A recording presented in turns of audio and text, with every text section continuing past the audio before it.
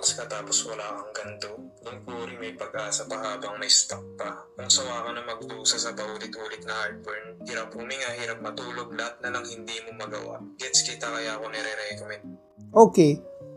For anything else, may nabasa kasi ako sa comment tungkol dito sa product na to. This is they marketed as an inhaler, and ang sabi niya dito, it relieves acid reflux. And then there was a comment about heartburn and acid reflux. Magkaiba daw sila.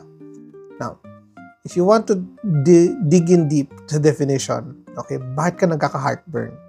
Okay, the definition of heartburn is burning sensation sa iyong dibdib, likod ng breastbone, or your sternum. This is brought about by acid reflux. So, technically, they're interrelated, no? Ang sabi kasi dito, heartburn is treated by Gaviscon. Sabi ako ng brand, antacid, like Gaviscon, no? Tapos magkaiba daw sila about with regards to acid reflux or GERD. And binamanage siya as PPI. For heartburn, if you have heartburn, yes, ang immediate management dyan ay Gaviscon. Pero, you have to also control kung ano yung nagkakos ng heartburn. You should also use your PPIs in that situation. And right now, if you